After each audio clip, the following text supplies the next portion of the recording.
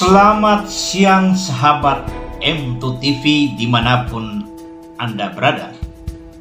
Dan apa kabar para mantan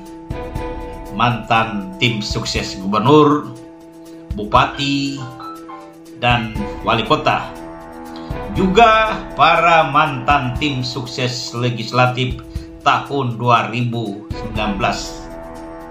Bagaimana kabar kalian?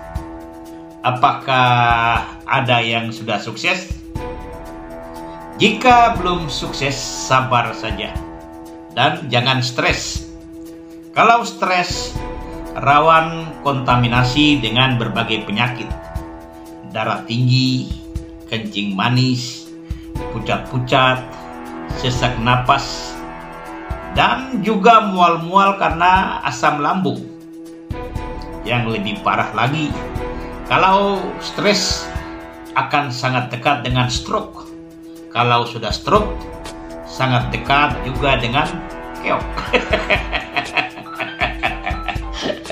Satu saja pesan saya untuk tim sukses di seluruh dunia. Ingat, jika Anda ingin sukses, sukseslah sendiri dengan peluh keringatmu, dengan usahamu, karena orang lain sulit untuk mensukseskan dirimu. Dan jika sekarang Anda sedang menjadi tim sukses, bagaimana mungkin Anda akan menjadi tim sukses untuk menyukseskan orang lain, sedangkan diri Anda sendiri belum sukses? Baiklah sahabat M2TV, jumpa kembali dengan M2TV, dan kali ini kami akan mengulas tentang rakyat meminta tanggung jawab Gubernur Kepri atas izin Pulau Tandur di Batam. Tetapi sebelum kami lanjutkan ulasan ini, jangan lupa subscribe, like, dan komen konten-konten M2TV, biar kami akan tetap eksis untuk mengulas isu-isu menarik yang tentu akan menghebohkan. Isu tentang penjualan 100 pulau di Kepulauan Widi, Maluku Utara telah menghebohkan jagat maya Nusantara. Apa tidak, Pulau Widi yang terletak di Kepulauan Halmahera Selatan, Maluku Utara, ditawarkan pada situs internasional dengan harga ratusan miliar rupiah. Tidak tanggung-tanggung, Presiden Republik Indonesia dan juga Menteri Pariwisata Republik Indonesia Sandiaga Uno langsung turun tangan dan mengecek langsung isu tersebut. Dan kenyataannya, pemerintah yang diwakili oleh Menteri Pariwisata Sandiaga Uno mengatakan isu itu tidak benar. Berita tentang penjualan pulau sebetulnya sudah tidak asing lagi bagi masyarakat Provinsi Kepulauan Riau. Kita masih ingat dengan seseorang yang tidak bertanggung jawab menawarkan Pulau Tambelan yang terletak di Kabupaten Bintan, Provinsi Kepulauan Riau, dengan harga juga ratusan miliar rupiah di media sosial. Hingga Gubernur Kepri Ansar Ahmad harus klarifikasi bahwa tidak benar ada pihak-pihak yang bermaksud menawarkan Pulau Tambelan. Hal ini karena Pulau Tambelan terdapat banyak sekali aset pemerintah, baik pemerintah daerah maupun pemerintah pusat. Tetapi ketika M2TV menelusuri apa dan mengapa ada pihak-pihak yang berani menawarkan pulau-pulau kecil di Indonesia, khususnya di Maluku Utara dan di Provinsi Kepulauan Riau, yang jelas pasti ada hubungan sebab akibat dalam setiap tindakan penawaran pulau-pulau itu. Beberapa pulau di Maluku Utara ditawarkan oleh situs internasional karena si penawar merasa memiliki hak atas pulau-pulau tersebut. Usut punya usut, beberapa pulau di Maluku Utara pernah diberikan izin pengelolaan kepada sebuah perusahaan swasta. Tetapi sampai sekarang, perusahaan tersebut tidak pernah melakukan kegiatan, sehingga izin dari perusahaan tersebut sudah dianggap mati. Hal yang sama juga terjadi di Provinsi Kepulauan Riau. Menurut desas-desus, Pulau Tambelan ditawarkan di media sosial oleh karena si penawar sudah merasa pulau tersebut pernah dibeli beberapa tahun yang lalu dan mereka berani menawarkan pulau-pulau itu di media sosial. Kita masih ingat kasus operasi tangkap tangan yang dilakukan Komisi Pemberantasan Korupsi terhadap mantan Gubernur Kepulauan Riau NB karena dia diduga menerima suap pengurusan izin reklamasi di Batam. NB terbukti bersalah dalam pemeriksaan di pengadilan dan sudah menjalani hukumannya.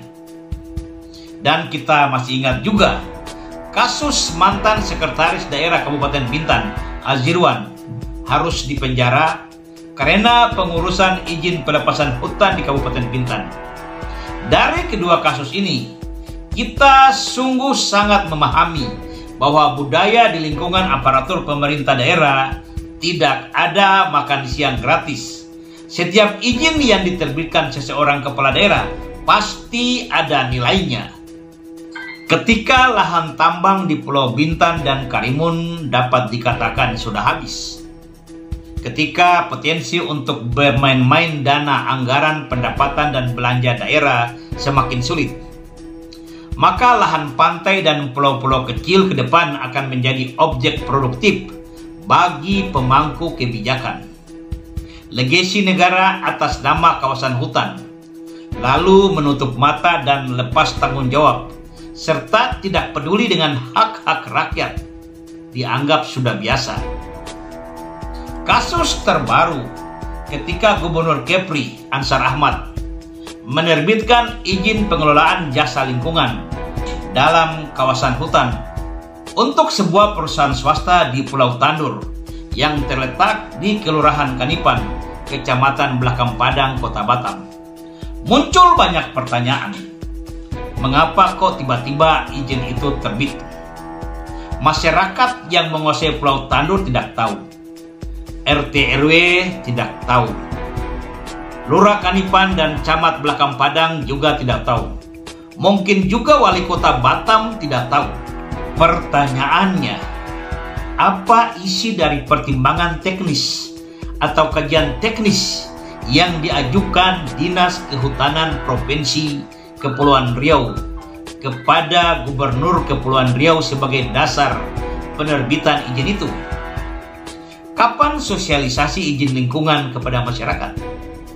Mengapa Gubernur Kepri Ansar Ahmad begitu tega tanpa peduli hak-hak masyarakat di atas Pulau Tandur?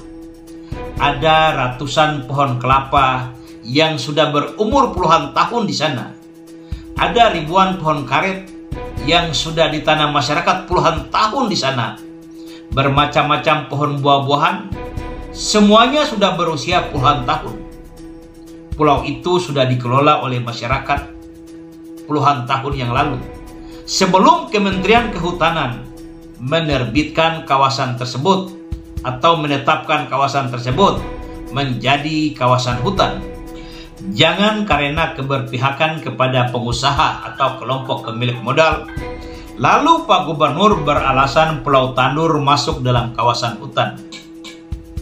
Pak Gubernur harus tahu, jika saja Pak Gubernur memiliki sedikit saja kepedulian terhadap masyarakat yang memiliki hak-hak di atas Pulau Tandur, pasti Pak Gubernur akan menyuruh staf Bapak untuk memperhatikan hak-hak rakyat yang sudah ada di sana sebelum Bapak menandatangani izin. Zaman sekarang jangan lagi rakyat ditakut-takuti dengan kawasan hutan. Jangan lagi merampas hak-hak rakyat yang berada dalam kawasan hutan, karena hak itu sudah ada sebelum penetapan kawasan hutan.